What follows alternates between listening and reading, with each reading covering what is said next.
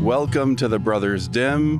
I'm Namano here with my brother Zero. Yo, yo. Give me something else. Come on. Well, I didn't know you were asking. Wake up. I didn't know you were asking, for a... You have to say something in the beginning so they can hear your voice. Go ahead. And Zero. All right. Okay, great. So today we're talking about Karl Pilkington along with Ricky Gervais and Stephen Merchant. I can't even get through a sentence. Hold on. That's what Karl does when they introduce him on the old podcast. What does he do? Ricky's like, hey, this is me, Ricky Gervais, here with Stephen Merchant. And Stephen Merchant says something, and here with this bald-headed twat, Karl Pilkington, and he always goes, all right. Well, now you're explaining your joke. Yeah, because I realized you didn't. I listened to that a lot.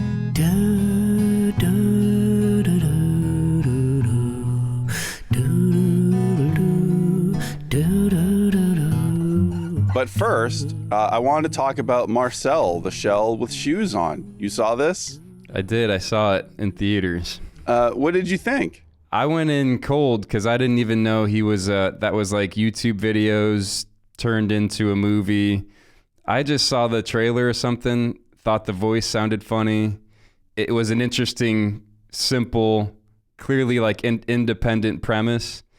I went too because the director and the creator of it was there at the theater giving like a Q&A at the end. So I was like, I get a free Q&A. Was Jenny Slate there or who was there? No, it was two guys. I think so. It was the guy that created it. One is Dean, who's the guy in the movie. And he was the director.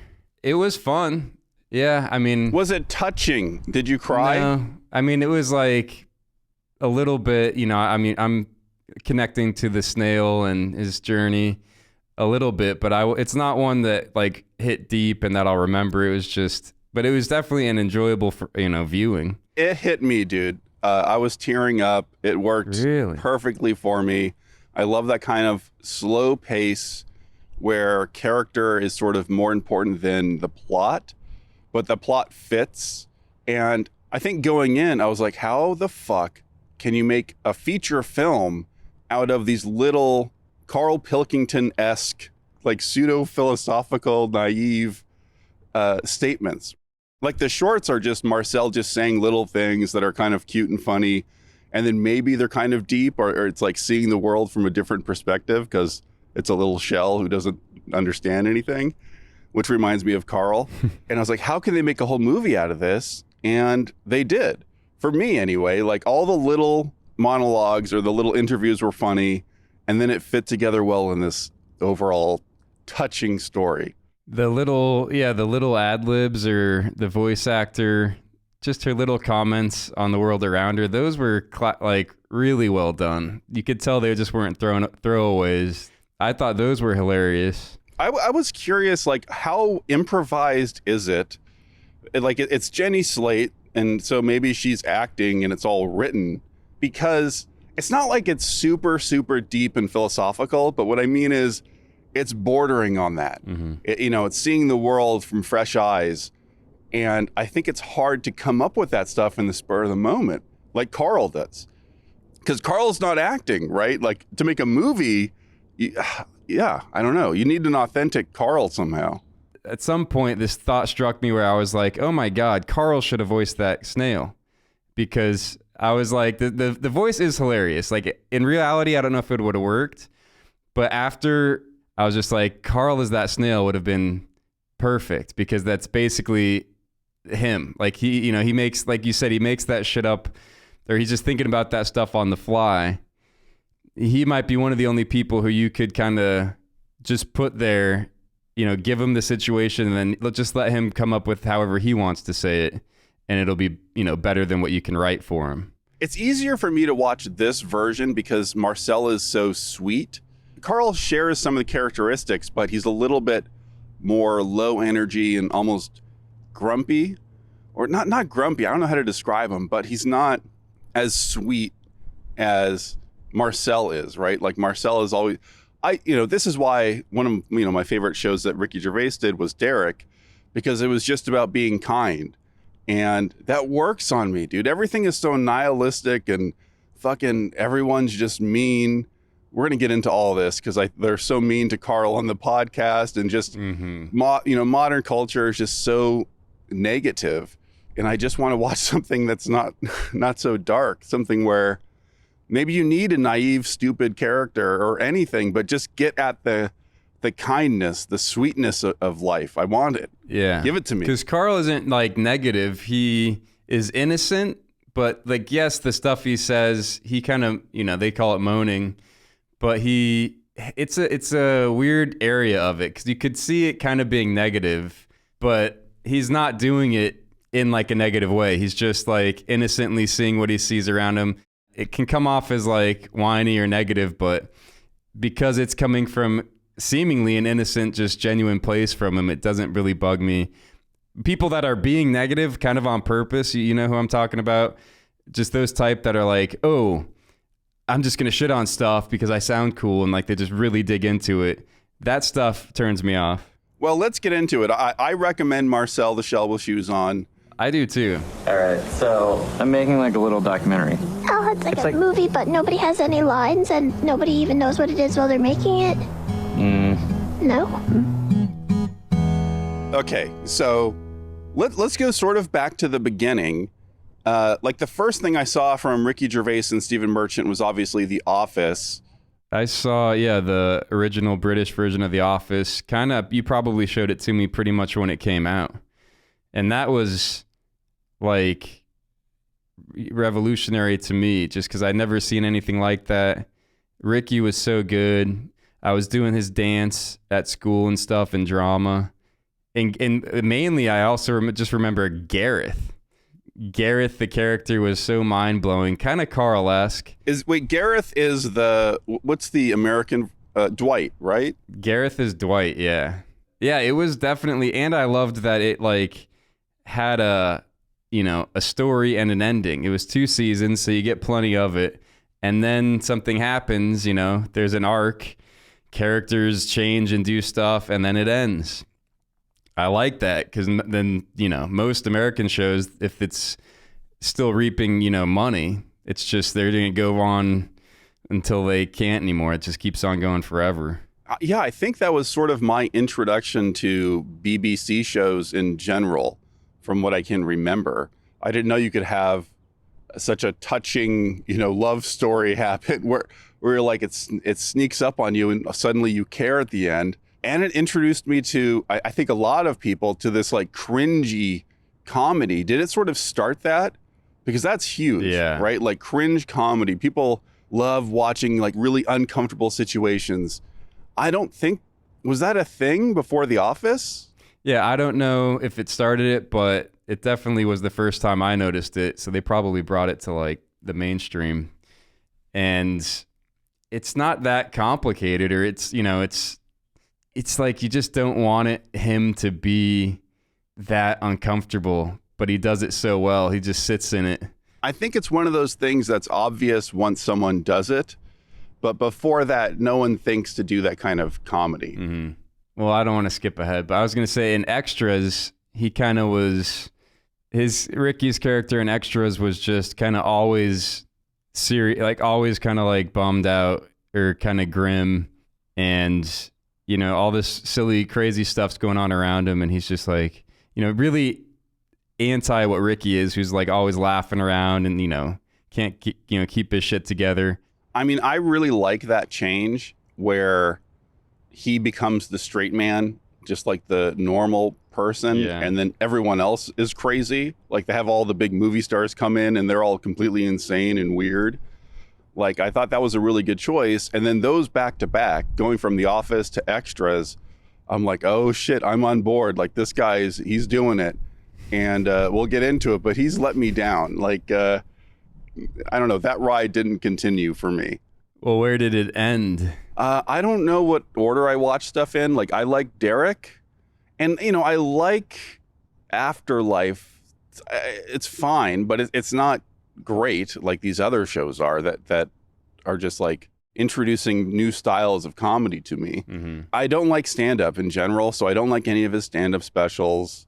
I don't like much of the things he says anymore, because I'll hear him on podcasts, and he does a podcast with Sam Harris. But we'll get there, and then let's go back in time again, back to when I was appreciating it. So like after The Office, is that when they started the XFM show? Pretty much, yeah. So then we get everyone together. So he gets Stephen Merchant, and they're assigned a producer, Karl Pilkington, and they start doing a radio show and then a podcast, and that's where the magic happened. It's one of those, you can't plan it, like they struck lightning or what have you, because like you said, it was unplanned, and they just kind of found Karl, and he was just in the right place, and it's just a dynamic trio.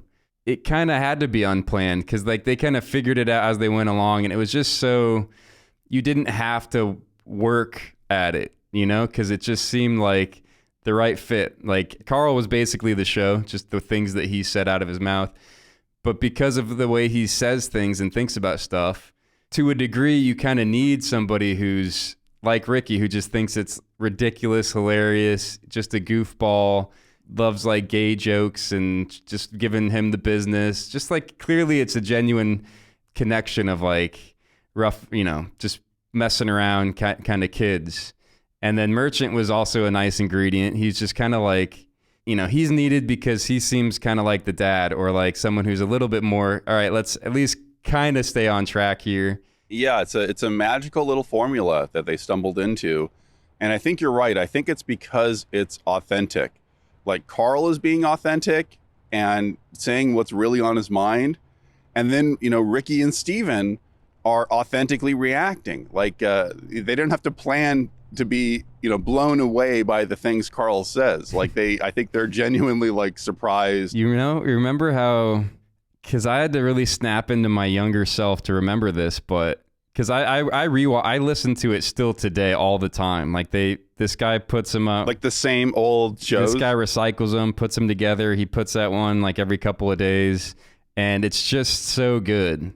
But like, can you remember back to when you first listened to it, and you probably showed it to me, and I didn't know if he was real either, because people were saying that, like they were like, all right, is Karl made up? Because nobody's really liked this, like is this a Ricky creation, or like what's the deal?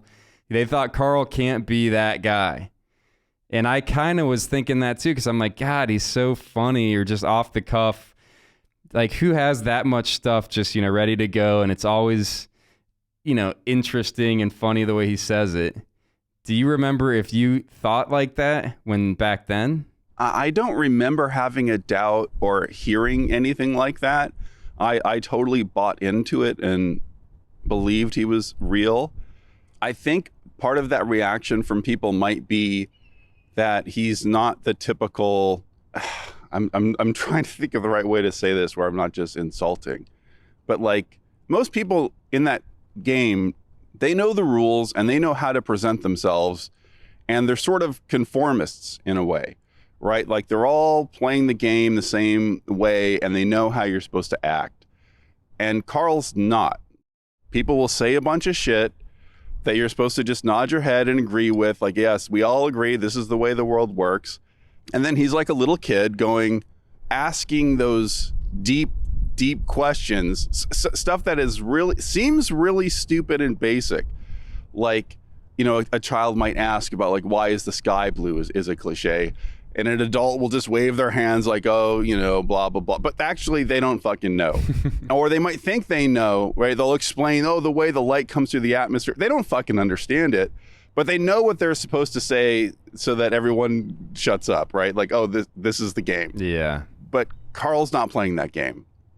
And I think that's why people are confused. Yeah. And that's the type of stuff that scares people, I guess. Well, it scares people, but I think more like so much of the show is just them shitting on him and acting as if, it's so obvious that he's an idiot and everything he's saying is wrong, which as time goes on, I agree with them less and less. Yeah. Where the sophisticated, quote unquote, correct answer, it's not actually that close to reality.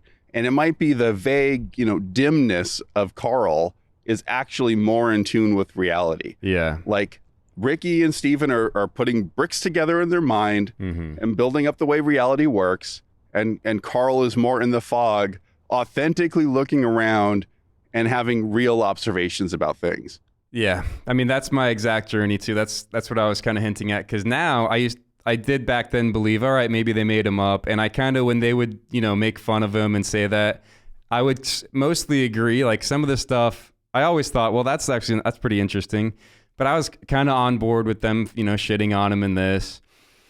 And then the older I get, like if watching it now or hearing it now, I'm definitely way more in tune with what Karl's saying. And, obviously I'm not agreeing with, everything, but I like that he's not driven by whatever social norms and traditions that were, stacked on all of us.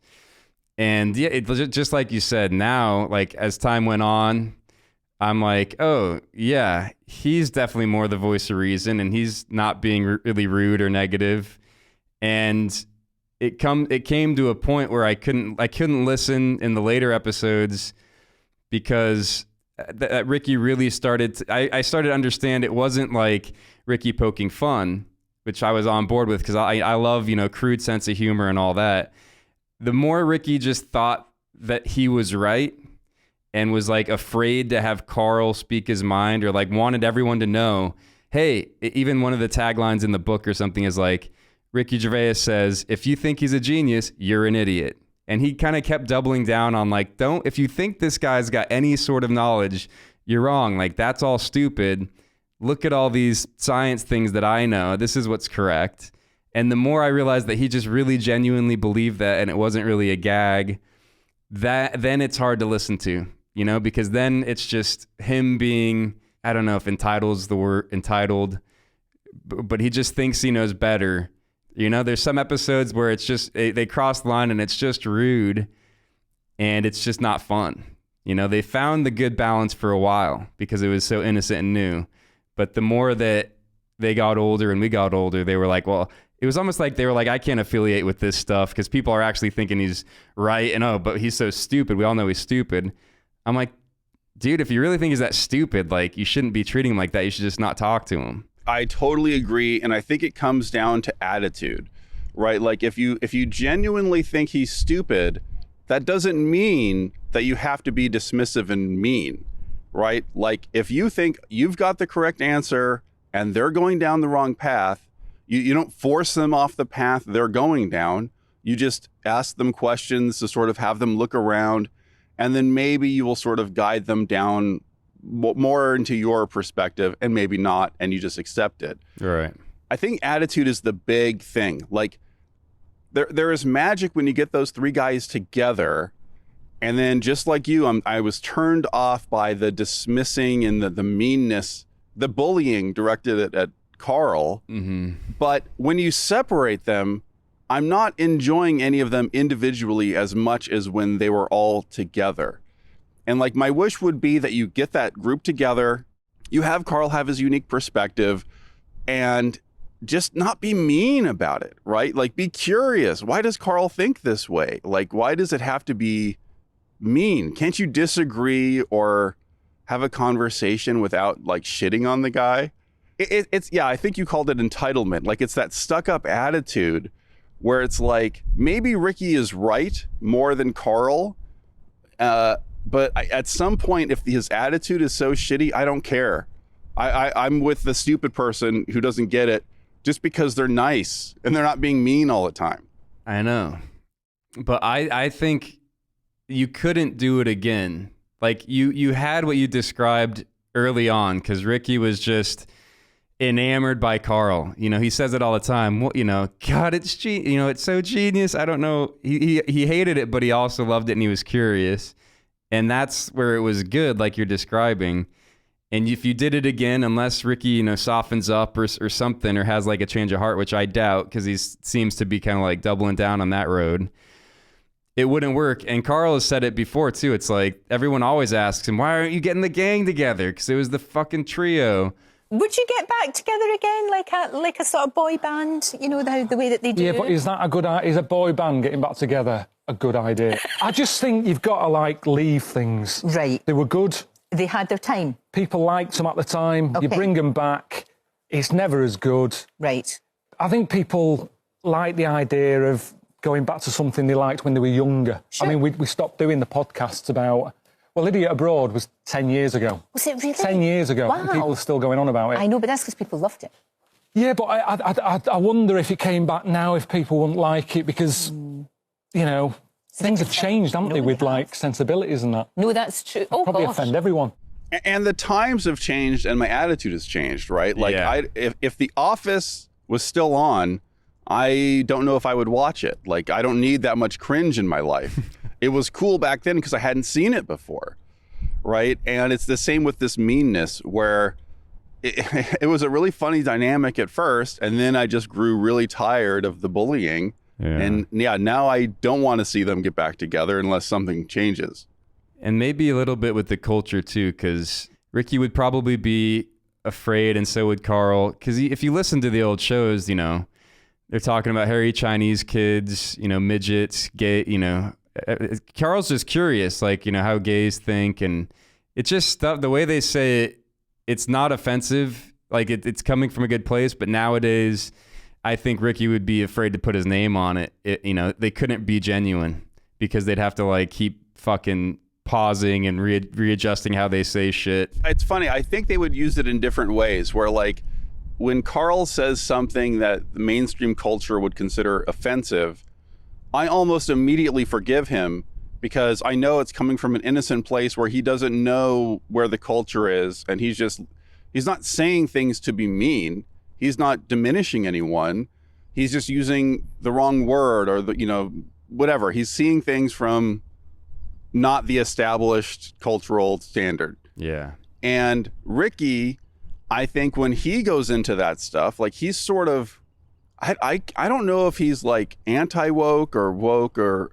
Yeah, he's in a weird spot. He uses that stuff in arguments, right? Like his stand-up feels just like an intellectual argument that he's making. And so he'll say offensive things strategically, which, you know, I don't get easily offended. But like if I was offended by anything he said, it would be harder for me to forgive him because I know he's calculating. Right. But with Karl, I forgive him immediately. And you can watch him. Karl says stuff, you know, midgets and this and that, Chinese people, whatever. It's just like not even that bad. But then you can see him like on An Idiot Abroad, whatever season he goes with the little person. Oh, it's when he goes with the guy who played Willow. Warwick Davis? Yeah. He gets to know him. He's very open. They have a beautiful kind of relationship and it grows. And then he starts to be like, he says in one sentence, he's like, yeah, then I start, you know, I noticed all these people looking at Warwick, you know, because he's little and staring at him, especially in these foreign countries. And they're like kind of pointing at him because it's weird. He got mad because he's like, this is just my buddy. And he would just start staring back at these people and just staring at them. So, you know, they developed this fun little relationship and he grew.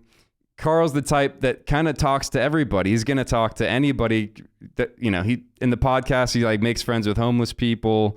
He, you know, he's always game to talk to whoever. He's not feeling sorry for him or this or that. He's just curious. So that's when I forgive it if he just, you know, says something that's offensive but true, but he doesn't really know because he's down to get to know, you know, people and kind of broaden his perspective, I think. Yeah, he changes his mind through experience. Other people, like I think with like you know, Stephen Merchant and Ricky Gervais, it's not necessarily experience that changes their mind, but like other people's experiences and what they tell them. Yeah. Right. Like read it in a book or, you know, something, and then they go, "Oh, you're not supposed to treat people this way," or, you know, whatever the thing is.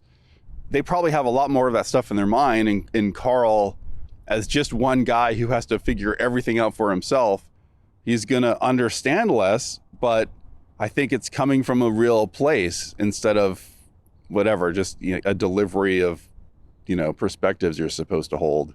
Yeah. And nowadays, I'm way more attracted to, or I like to find people that are more like Karl, like just figuring stuff out for themselves. Like they're creating their own world, so they're just making observations. Those are the type of people I can relate to. And then the older I get, the more of like who cares if you memorized a bunch of facts or believed and memorized a lot of stuff that people told you? I'm not like anti-science, but it's like, so what? Okay, so you know this and that, but it's just more interesting to listen to someone's actual perspective. And I can tell when I'm talking to somebody who's just kind of piecing a bunch of shit they heard together. I'm like, I've heard it before. Then you talk to someone who's just kind of thinking about stuff, looking around, and at least you're getting a fresh take just through that person's eyes and not through whatever tribe's behind the person. Attitude and compatibility are sort of more important. You could have someone with all the same programming as Ricky or whoever else who is just conforming to what they're supposed to. But if their attitude is that of kindness and openness, and they're willing to be compatible with other people, so it's not like, oh, you have the wrong idea of the world, fuck you, get away from me, you're evil or whatever. If they're just willing to connect to people and have a conversation, then it's fine, right? Like to some degree, I don't care what you think, as long as you're just like a nice, calm, open type of person. Because that's where shit gets done, right? When you bring a diverse group of people together who don't all agree on everything, but they're willing to actually have a conversation. Like, I think that's part of my deep philosophy with what's fucked up in the world, is that like, we need all these different perspectives to be able to talk to each other. And there's a lot of people that don't want to do that. They just want, the bad people to go away, or the people that upset them to go away. Deep down, I think that's a bad idea, and it's not going to end in a good place. You were saying you liked early Ricky stuff, and then a lot of it, you're out of it. I was reading something, I think this kind of changed my outlook on it. Basically, it's, the stuff he did with Merchant is better, right? And here's why. I just saw one little comment that Merchant made. Everyone's like, why aren't you guys working together? And Merchant said something along the lines of, Ricky is kind of in a hurry. Like if he has an idea, he's so excited, he wants to get it out, and he has to be the main person. Like it has to be him, and then he said, I'm patient. I just like to take my time, flesh it out. He likes to be in his own stuff, but it's not, to debut his performance. And he wants to make sure it has that arc and stuff. I mean, I'm extrapolating, but that's basically what he said, in a nice way. And so maybe that combo is what made his shit not just hilarious, but then, Merchant added the element of like thoughtfulness, patience and wrap up the loose ends, and not just like, oh, that's going to be hilarious. Let's fucking do it. And like, if we start talking about the more recent stuff, I'm more into Merchant's The Outlaws than I am to any of Ricky's more recent stuff. Me too. And it's kind of because I think it's a little bit deeper, and I don't know how to say it, but like Ricky's stuff is so obvious, like he's kind of moralizing, or like his message is just hitting it on the nose, and he's really telling you how you're supposed to feel about things. Preaching it. And I think with Stephen Merchant, you can interpret The Outlaws a lot more. Like I ended up thinking about it and then kind of changing my mind about it.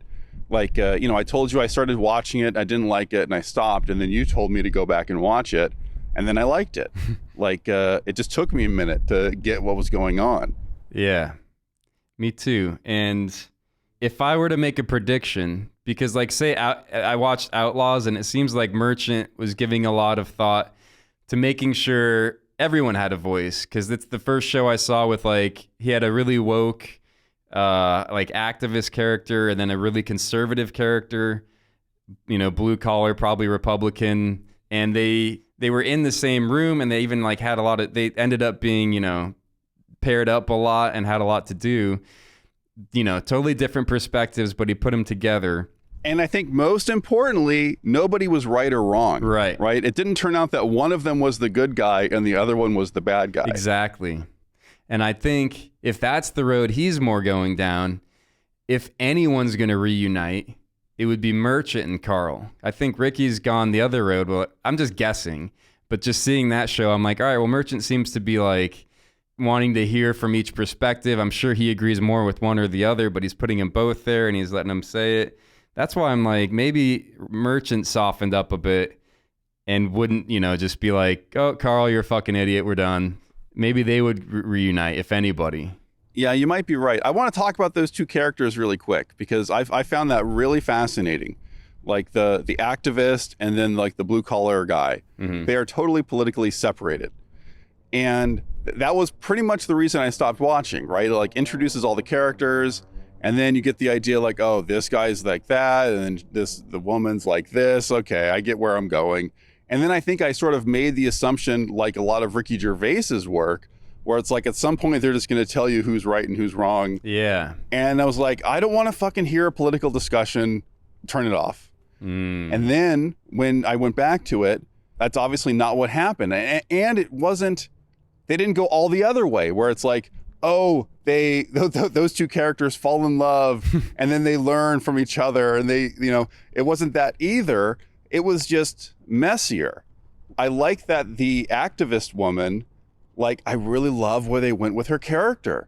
Like, you sort of end up seeing that her life is empty and like spending all of this time on this, political activism, she thinks she's on the right side and she thinks she's doing good things. She's sort of destroying her life and kind of becoming like many of the characters in this show, they're bordering on like criminal activity, right? Like they're all on what do you call that? Community service. Yeah. With her, she's sort of becoming a bit of a villain within her activist group and doing worse and worse things for her own personal reasons.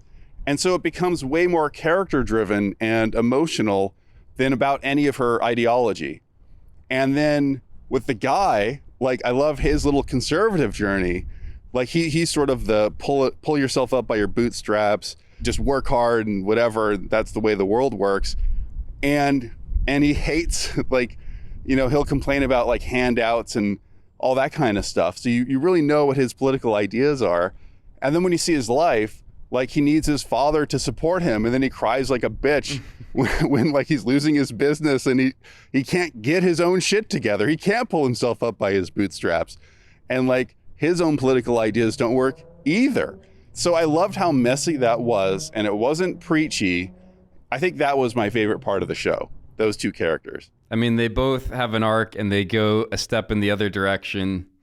I mean, if you, like what you said, if I got the hint, or if I watched a few and I was like, oh, this guy's the bad guy and that's the way it is, then I wouldn't have watched either.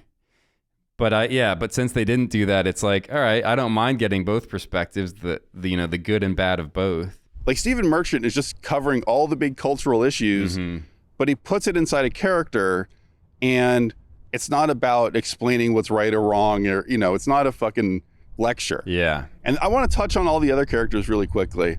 They sort of pair, like Stephen Merchant's in it as a lawyer. Oh God! And they pair him up with like the social media star, right? Lady Gabriella. You see where her life is a mess after winning the game of like the superficial social media stuff. And then the two characters I found the least interesting.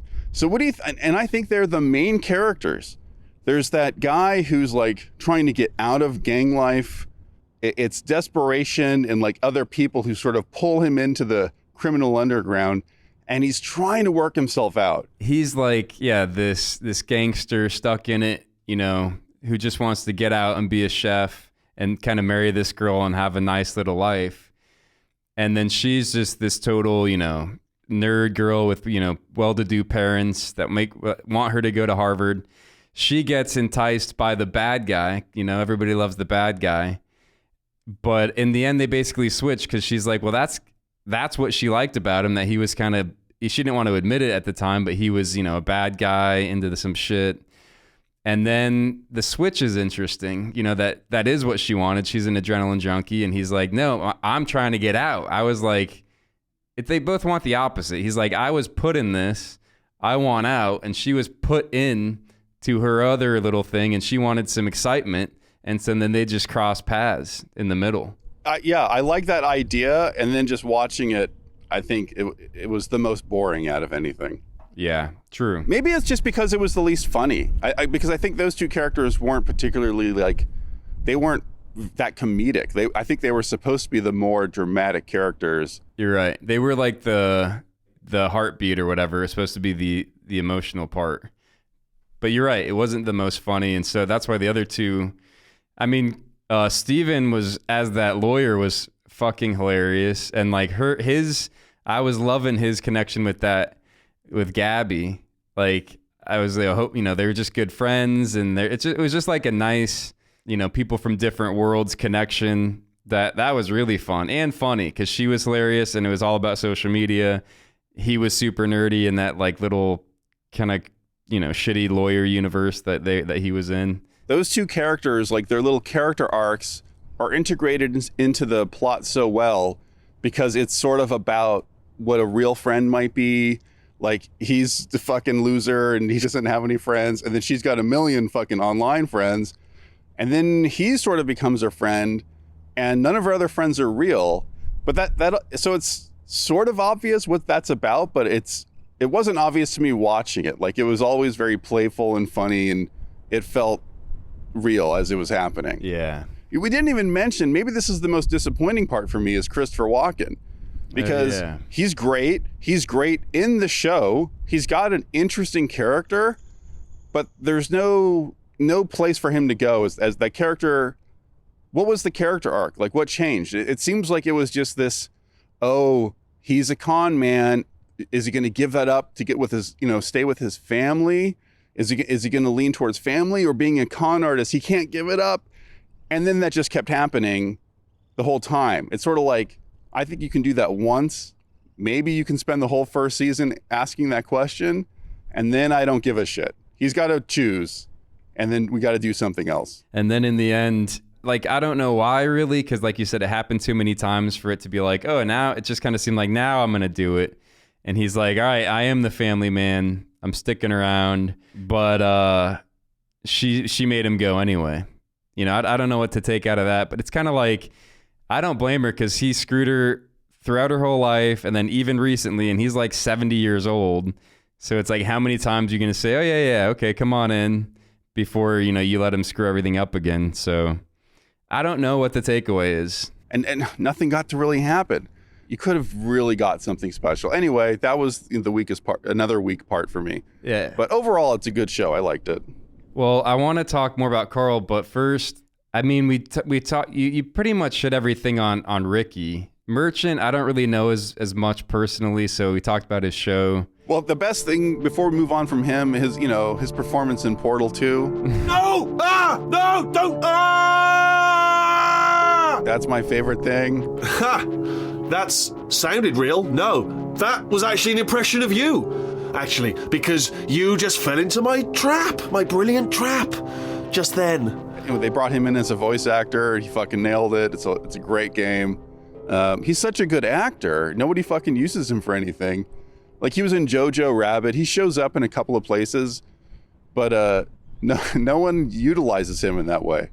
I think he's really good, and he was in that one Wolverine movie. Oh, he was great in that movie. He was in Logan. Yeah, Logan. He was a great character. Excellent. And that was a dramatic role.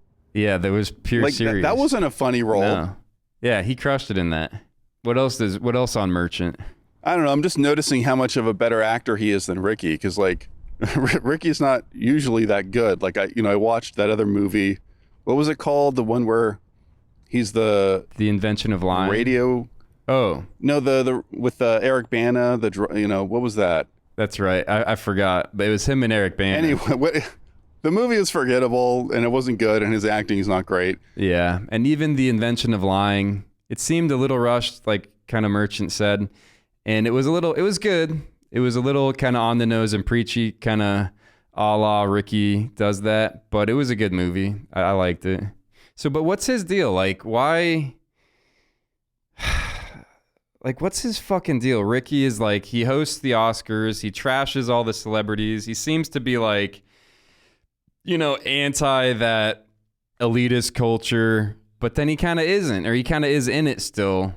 I don't know really what I'm saying, but I'm just trying to figure out, like, I guess it's just what you said, he's a bit preachy and it's on the nose and it's more calculated, but really not as open-minded as he lets on, or something's odd, or something's weird. Yeah, I think I'm just more critical of his attitude. Like, he's a lot smarter than me, and I'm, whatever. He might know better than me on a lot of shit, but I just don't like the way I don't know, he comes across sometimes. Well, do you think he's smarter than Karl? He has book smarts, and he could probably do a lot better in a lot of situations and really understands certain things about the world a lot more than Karl. But what good does it do him? Yeah, I mean, that's the question. Like, how does that... I don't know.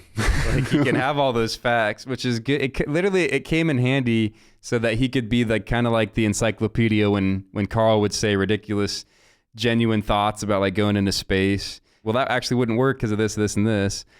But beyond that, I don't know what good all that information is giving him. Like, so my biggest takeaway from Karl nowadays is kind of this, and it's like, I was thinking, why did they taught me all these facts and formulas in school and how to remember this shit and that and shit I never use, and but you got to know that and this, and I wrote shit down, and I'm like, what the fuck? And they didn't tell me to think for myself or whatever. And I don't know how much good it did me, but not one teacher or anybody told me, like, hey, don't take things personally, or don't be defensive, or like little life lessons that would be like very useful to learn earlier on, If you learn any life lesson at school from a teacher, they fucking snuck it in when they weren't supposed to, because like they're teaching you almost nothing about actually life. But listening to Karl, especially in when I'm older, and Ricky's, shitting on him, they're both really kind of sometimes laying into him, insulting him, and sometimes it's for fun. He rarely, if ever, gets defensive or takes it personally. He just would think about it. He wouldn't really react to that. Most people would get emotional if someone's calling you a dumbass or whatever. He would just say his take on it. And whether they insulted him or not, he kind of knew this truth that I didn't really know. Let people do with it what they want. If people think he's stupid, he doesn't care. He's just saying what he wants to say for the people that agree with him or that like it. So he was never fighting them really. And I used to be like, dude, how are you not, fighting back or making fun of them? He just let people decide what they wanted to about him or this or that. And it seems just like a much better, more peaceful way to be. If that's my main takeaway, I guess it would be that from Karl. Yeah, would you rather have that or book smarts? Yeah. It's kind of the age-old thing of like money. I want money. I want money. Money doesn't make you happy, right? It's like this classic cliche. It doesn't. And I think it's the same maybe with certain kinds of knowledge. Like you can learn everything and it might not make you happy. It really fucks you too, because I used to think more like that because that's just the general consensus. But I would read these history books and it was all about, what happened in the last couple hundred years, and I wanted to know all this shit, and I would force myself to read all this stuff, and there's little interesting bits, but I would forget all of it. It's all gone. Unless you put it in like Hamilton the musical or something like that, I'm going to sink in and I'm going to remember it because it's like good art or emotional. I'm connected in some way, or they show it visually. I'm just grinding my gears, wasting my time trying to like read all these articles and read all this shit. And then, the typical people that are like, oh, well, guess what? This is about that in this article. And I'm like, it's all fucking wrong anyway sometimes. Or not wrong, but I'm like, oh, good for you. Oh, you fucking can retain information of somebody who wrote it that probably isn't even, it's, right. It's like his fucking thought and somebody else's.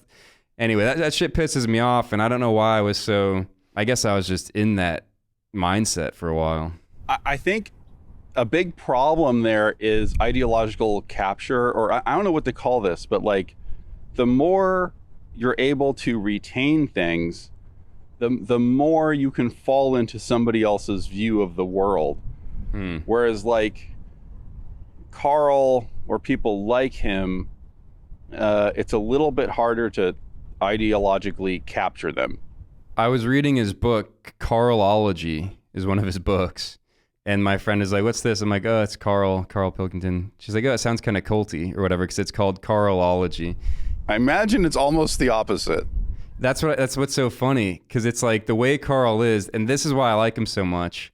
It is kind of the opposite, because he didn't even like on the podcast, he would never like advertise his book, and he never liked to play that game. He was like, look, if people like it, they can go to the store and find it. He didn't really care about that. And he was never preaching. It wasn't like, Oh, yeah. You have to think like this. Like, he obviously has strong beliefs, but he's more like to each their own. Like, he's just sharing it, and making it funny.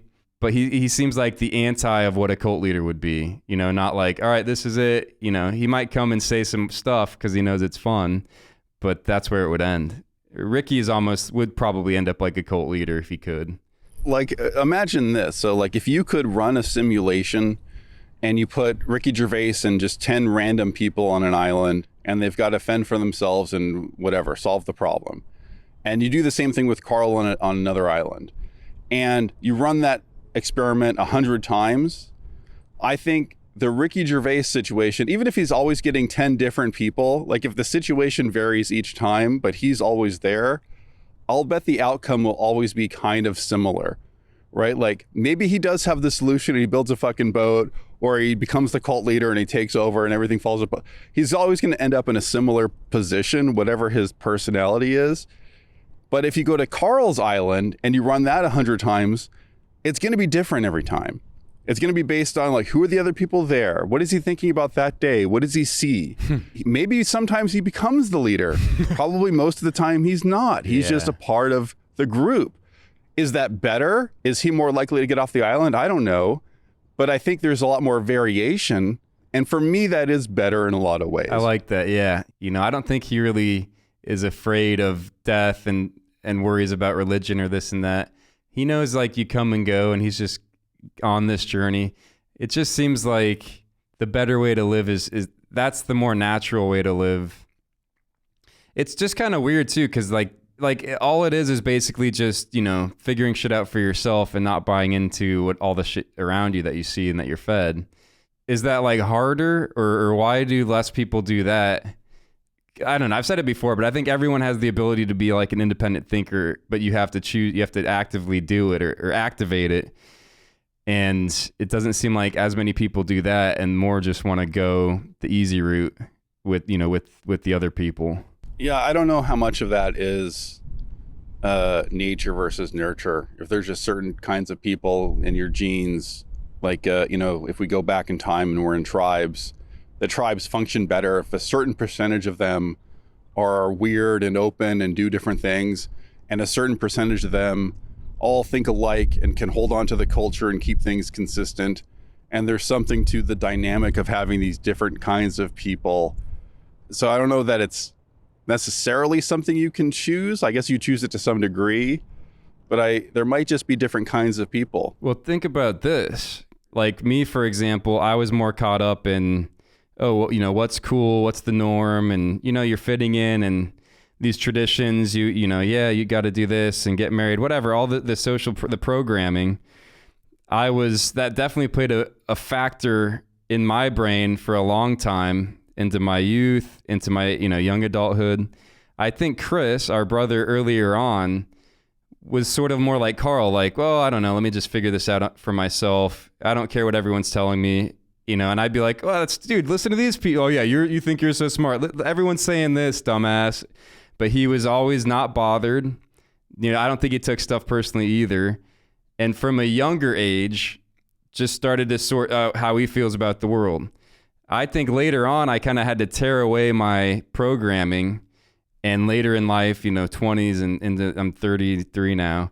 It's like I did it later. Or, I realized it. I think Karl and Chris and people like that, some of them just found that out earlier. We're just like, oh, why is everyone worried about what everyone else is doing or thinking? I'm just gonna do what makes me happy and what I see. And so I think that could be the difference. Yeah, I mean, I'm on a similar path to you. I don't think you can truly remove all the programming. Like I think there's always stuff there that you don't know that you don't know. You don't know that you're running a program. But there's like waves of getting over stuff, right? It's not like one red pill that you take that wakes you up and then you see the matrix and it's over. It's layers, right? You're taking a series of red pills or whatever, and you're seeing things from a different way, and you go like, oh shit, that was all bullshit. But it doesn't solve everything, because now you can fall into a different pit of bullshit. Mm-hmm. You're in an infinite hole of bullshit, and you just slowly are climbing out, but you're never going to get all the way out. At least I think it's another factor is if you're open to the change, in that, you change your mind and you were wrong about stuff, then that's natural, then you'll kind of figure some more stuff out. But a lot of people don't want to be wrong, I think, or admit that they've changed a bunch. Or I don't know. Yeah, there are people really deep down in that bullshit hole holding on to for dear life. Yeah. They're like, no, this is the way the world is, you stupid idiot. This is how it is. True. And they're, that's where they're going to live. Point in case, 2022, some shit is like glaring. It's like you can't, how are you still holding on to it? Like they're definitely going to be, no matter what happens, believing the powers that be. Like, I just see it because I don't know, maybe it's because I'm older, but some stuff seems so blaringly hypocritical that you'd have to be a moron not to at least question it. And not nobody, but a lot of people I look at around don't. They just double down and go, oh, yeah, they don't even question it. I go, yeah, you're going to die worshiping whatever powers that be, and that's fine. Just leave me out of it. I totally get it. I think, especially because we live in a world with so much manufactured bullshit, like there's a lot of people putting a lot of effort into making you think a certain way. And so, yeah, you're right. There's maybe some evidence out there or some stuff you could see that should maybe change your mind. But there's so much shit out there that you don't have the attention to see everything, and you're going to fucking dismiss 99.99999 infinite percent of the world because you can't fucking take it all in. And it reminds me of sort of my religious journey, right? Where it's like when I stepped out of religion and when I was younger became an atheist, there is fucking nothing you could have said to me that would have opened my mind to any kind of religion. Yeah. Right? I had completely dismissed it. I was like, no, now I understand how the world works. And I know that you are a fool if you've fallen for any of these religions throughout time. Right? Like, I know you're an idiot. Yeah. And nothing could have convinced me, and I'm not that way anymore. And so I know to some degree I was wrong. Yeah. And I'm not saying that I need to be, that like one of the religions is correct, but like, I think it's wrong to be dismissive of everything. And then you literally stop seeing it. And then you'll never see the evidence that you might be wrong. Because you just go, well, everyone's stupid. That's stupid. You're stupid. Yeah. I don't need to think about it. Bounces off my brain. And that's where Ricky is. Like you moved on, I guess. You said no one could have convinced you at that time of anything else. Ricky's still there in his atheism. Like it's in all his work. That's why he can't stand when Karl talks about, ghosts, because he's still there. Nothing's going to convince him that atheism and, his stuff is the way to be, no matter what. That's where he got stuck. I thought it was so weird. So did you watch Afterlife? Some of it. I didn't love it. Well, he writes a character in there, this woman who's more, I forget if she's just religious or spiritual or what, but he's writing this character in just so that his character can take a shit on her over and over, right? Like, it's not enough that he's right, but he has to fucking dramatize it in his show. And so now get everyone else to laugh at this fucking woman because she's an idiot. Don't you see? Like, that's crazy. That's not a healthy mind.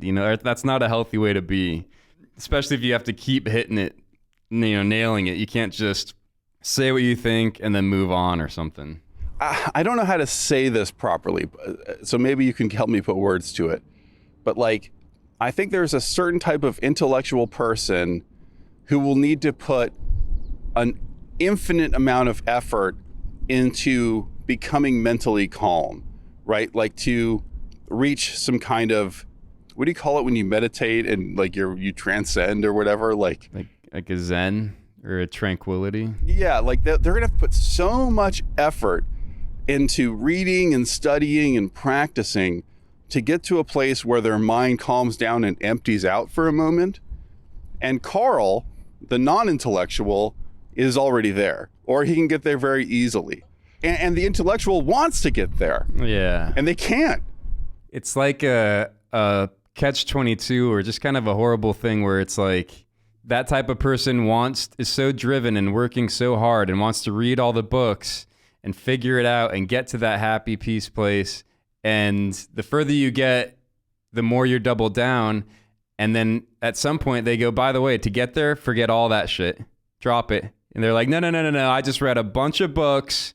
I read the whole fucking shelf. And then someone's like, you gotta forget all of it. Forget it. And they're like, no. I'm just going to read more and figure it out. You're stupid. It's like that. You can fill up, your bookshelf and read all this shit, but you never needed to. I mean, it's not bad to gain. Like Karl talks all the time. He's like, I want to learn something new every day. He's learning, he's traveling. It's not bad. I'm not saying, oh, you shouldn't learn shit, but it's like to think it's the way out and you're going to figure out something about yourself, by reading it. I don't know. It's a very different kind of motivation, right? Like, because I imagine one person is like a wizard in their alchemy lab and they're freaking out like Rick Sanchez from Rick and Morty, and they're losing their mind and they're ripping all their books down and they're like, I gotta fucking find it. I need the knowledge, put it in my brain. And it's driving them crazy. And Karl or people like him are open to learning things and putting things in their brain, but it's coming from an openness and not a desperation, or it's just not as calculated, where it's like, I'm not doing this to achieve some goal. I just have my eyes open and I'm going to look around the world, and there's enough empty space in my brain that I can put things there. Like, oh, that's interesting. I'll learn something new and put it in my brain. And it's not a desperate act. And the funny thing about Karl is there's a lot of simple people like that you're kind of jealous of because they're not as knowledgeable or educated, but they seem more happy and peaceful. And you go, what the fuck? But they're not usually so funny. I think that Karl's special because the way he puts things together are like, he's got analogies and this, and he understands humor. Like, even though he doesn't laugh a lot, he knows, what he's saying is funny and like what he hears. Like, he's not missing that whole creative side. I think most of the stupid, and I'd say simple people that are happy don't have as much of a creative side. Like, I think that's what kind of curses us, like me and you. We're just as peaceful as Chris or whatever, but there's this urge to be creative and to get this shit out and express certain stuff.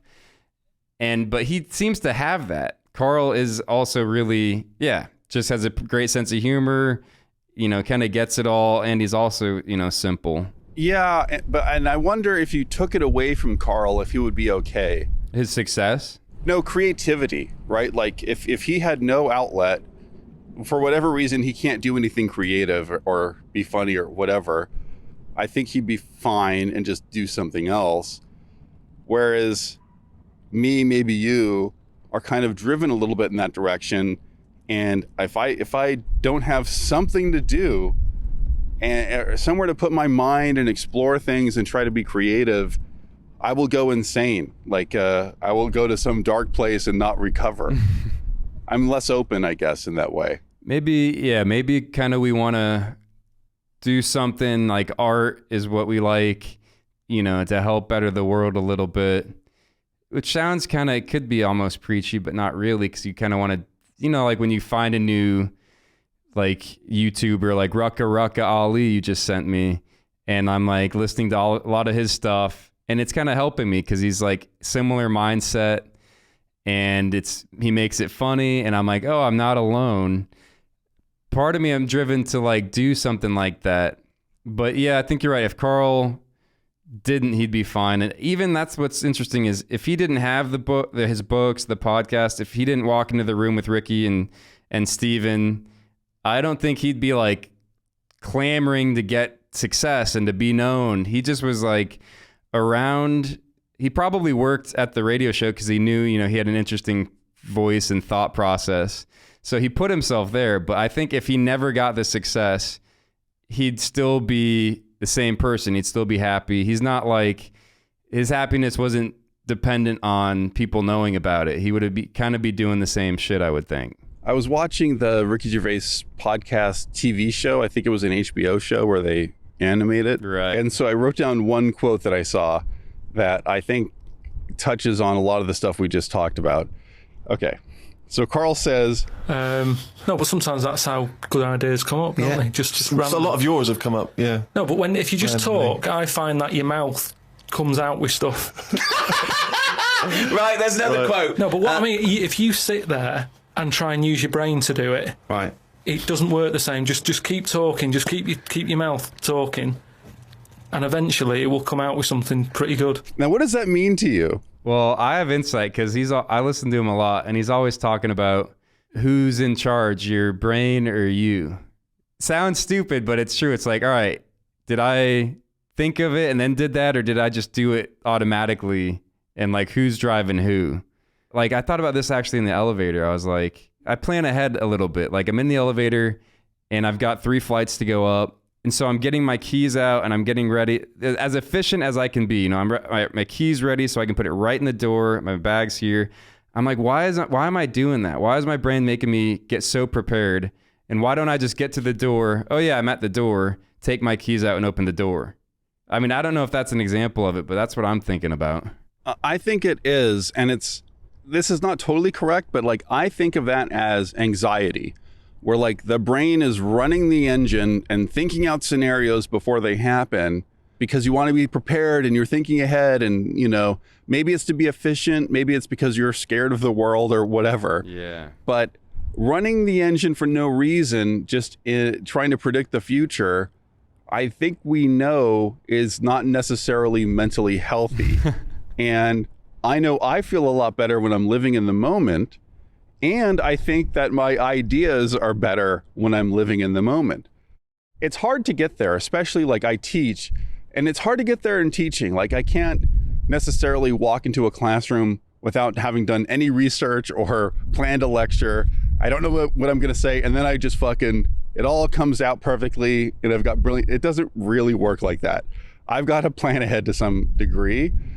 But I know when I don't, when I'm in a situation where where I'm running my mouth before my brain has thought about what I'm going to say, I think that's sort of like being in the flow state, right? It's the opposite of anxiety. It's where you might be at your peak performance.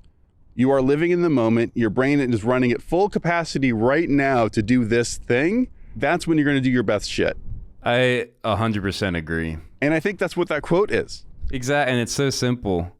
Yeah, and I can spot when I'm doing it. It's like, all right, I'm planning a bunch ahead, and I can kind of stop, or like kind of try and stop, but it's just like a simple truth.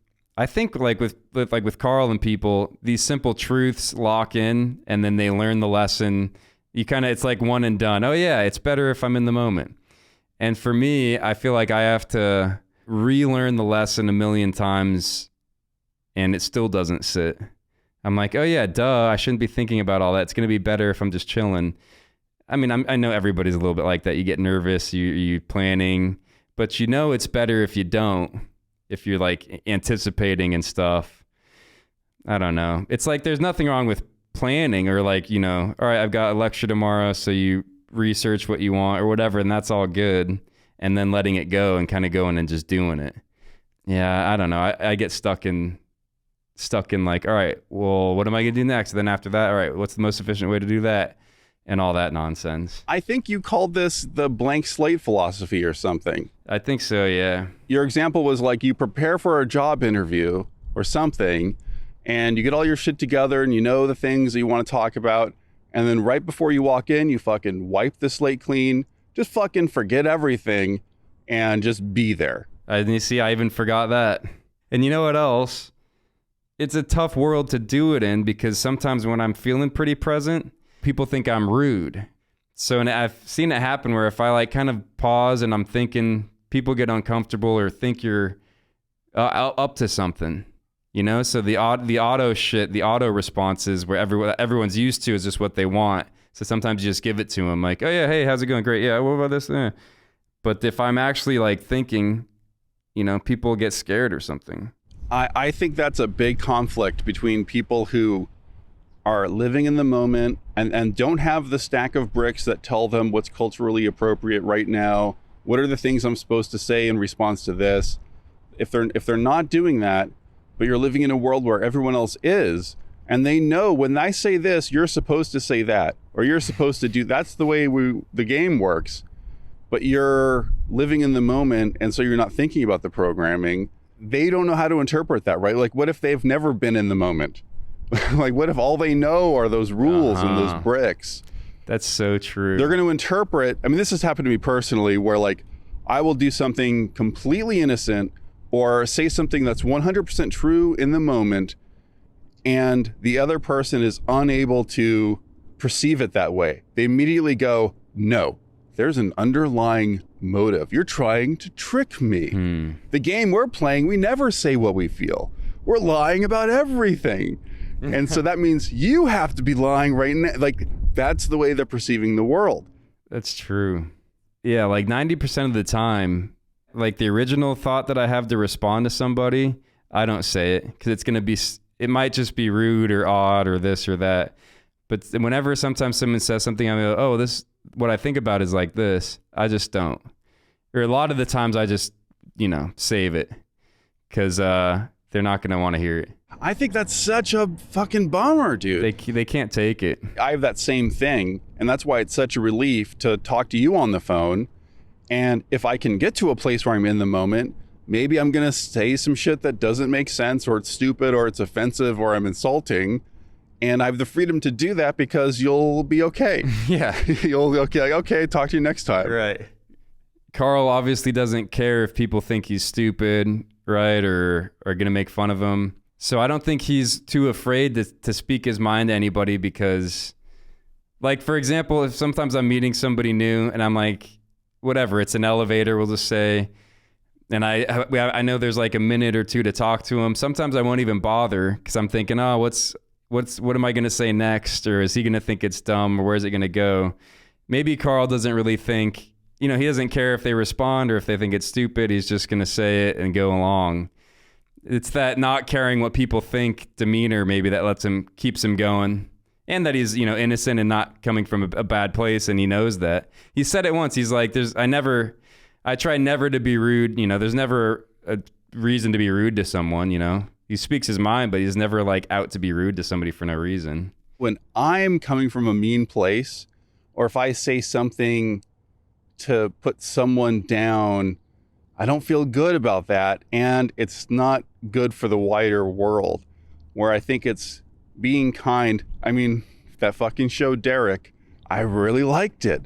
And the point of that show was sort of that, like, it doesn't matter how smart this guy is or anything. Like, what matters is that he's nice and he's kind to people.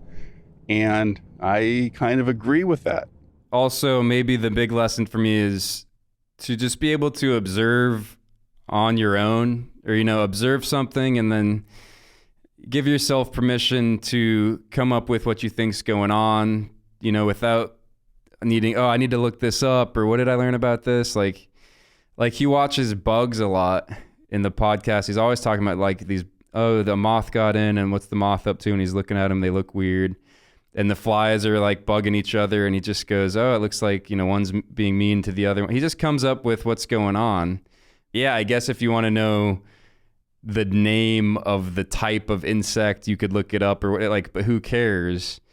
I guess my lesson is like, you could just observe it and then let your creative brain run and just see what you come up with. It's simple. The simplify stuff. It's natural and it's simple. For the typical person, if they were just to go out on a walk and find a bug and watch the bug for 10 minutes, which they'll never fucking do, that is way more mentally healthy than going on Twitter or Reddit or reading a newspaper, where you're bringing in a bunch of information. Mm-hmm. But people aren't going to do it. We can't get out of Twitter. I know this is all a cliche, whatever. No, but you're right. I mean, there's just so much, like the dopamine hits, and you get so addicted to it. It would take like a week of no cell phone, and then you'll definitely look at that fucking bug.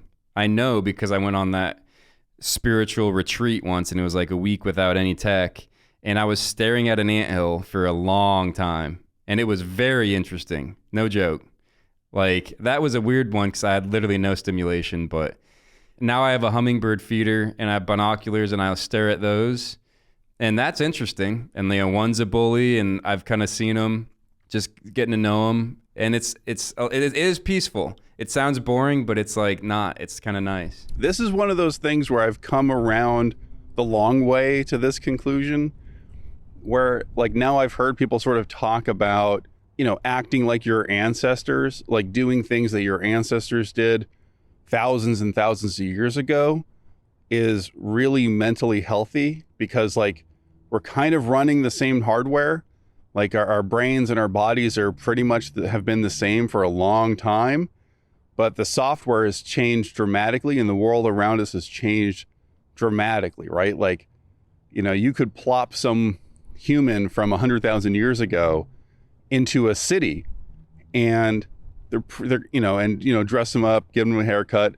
They're going to look like everyone else and their brain's going to be the same, but their mental health is going to be diminished, let's say. Like they're fucked, because all of the things we used to know, or all the things they used to do, walking around, living in the moment because you need food, being close to the people in your tribe because you need them, that's all out the window. But I didn't know that. Isn't that crazy? It's like school and culture and all this stuff. They're not telling you any of this. They're not saying go for a walk. Like they're not saying, hey, go look at the trees. Like, isn't that crazy, dude? It sucks. Like I had to go on this long journey to figure that out. Nope. That's crazy. Yeah, because people don't think about it. Like teachers would say that if they thought about it. And it's like all the kids being bullied and stuff.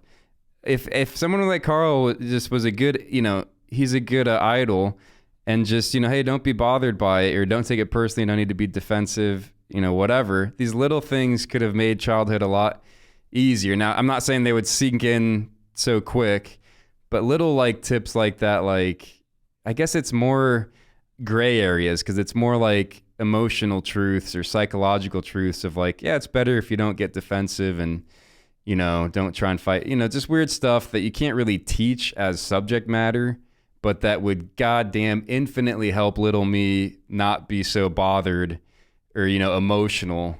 But yeah, they don't tell you that. They don't tell you the walk's good. They just say, here's the times tables. Here's what happened 100 years ago. And remember that, write it down. See you later.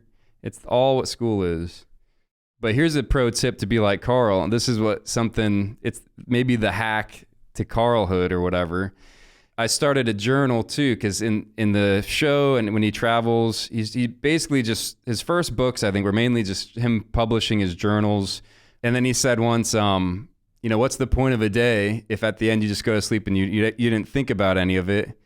Like at the end of a day, it is kind of nice to think, all right, what did I do that day, and kind of recap. Is there any lessons I learned? What did I think? You know, otherwise it's just another day spent. So that's what I kind of do in this journal. It's like, did I see something interesting? Not just thinking, but like I saw something that came to a thought, or I had an interaction that was odd. You know, kind of reflect on it, jot it down. You know, I'm not writing a novel, but just like a few bullet points.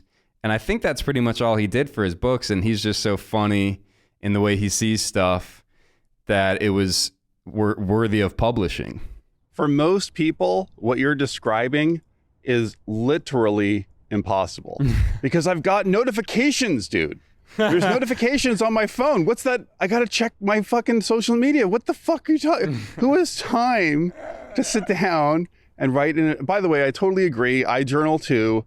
It's something I've heard over and over throughout my life, but not a lot. Like it's sort of mentioned that maybe this would be a good idea, but like it's not like the times tables or history facts where they really cram it into your brain. Well, here's the hard. This is what I just learned like last week, is because I started it, and if I can't journal about my emotional distress because my hand will cramp and there's a million things to write about, and if I need to get something off my mind or chest, I do a note on my phone and I talk for like an hour, and I'm like, why the fuck did this happen in my life? Oh, and I'm thinking about this, and I just get that out.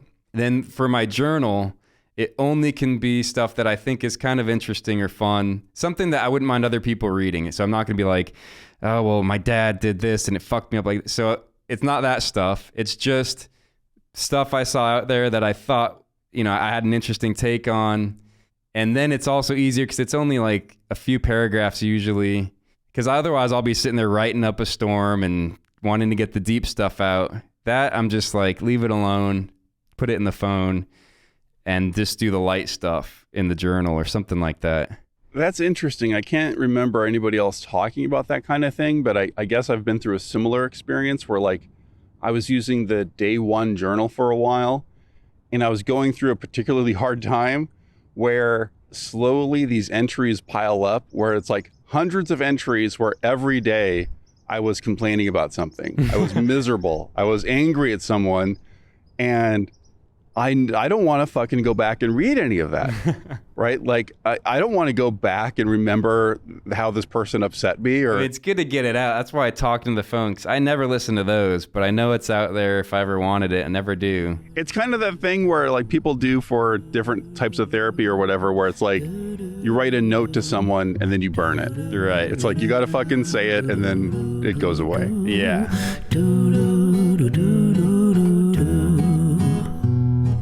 So anyway, Ricky sucks now, and Karl's actually smart. Dude, I think Karl's gonna be like, you know, like how Moby Dick, he died, the author of Moby Dick, and he thought his book was shit, nobody liked it, and then it became like the best book in the world. I think Karl's gonna be like that, because as stupid as he is and what everyone says, he's like the only philosopher of our time. Wise in his way. And just his demeanor and stuff, like I said earlier, it is something to look up to, because it helps. If you just observe it, it would have helped me. It did help me. And you learn lessons, and he's not forcing it. It's the way to be, because this episode is going to be called Karl Pilkington. Oh, yeah, and Steve and Ricky. You know, like, and they're supposed to be the big dogs. But just by being, you know, a nice, open-minded dude or whatever, then you're going to be the headliner. Well, I mean, for us, right? For us. I think we appreciate him more. I don't know how other people feel. Like, obviously, Ricky and probably Steven have made more money than Karl, right? Like, I don't know. Yeah, but there's definitely a group of us out there. And if you're one of us, send us an email at thedimbrothers@gmail.com. Let us know what's happening on your journey. What else we got to talk about? Yeah, let us know what's up, because we don't know what's up. Yeah, I have no idea, dude. I have no idea what's going on. Yeah, we're slow. We're dim. Same with Karl. He's dumb and slow. So he's in the group. All right, now say something funny to end it. Well, my favorite part of the podcast was chimpanzee that monkey news. Do you remember that? And then Karl tells a whole story about a monkey, and it was usually, you know, a ridiculous story, and then them just shitting on it the whole time about chimps. Yeah, that's not a conclusion. We're wrapping it up. That's introducing another segment. What did they say at the end? All right. All right. We get constant information. Well, they say the more you know you don't know. That's very true. And it gets you down. It's like, you know, like years ago with smoking. When it first came out, doctors said, you want to smoke? I doctors and It's good for you. Yeah. And I think in years to come, people will be saying, we all went wrong and there was too much news. We all went a bit mad with it. Too much news. So cut out the news, watch sick Cut of out it. the news, and it'll be fine. Do you worry about things like coronavirus? Do you get sort of, is that too big? Is it these small things that annoy you? Yes, Yeah. I think that's Oh, friendship. Friendly times. We had a lot of good times, do you remember? Back in the old days.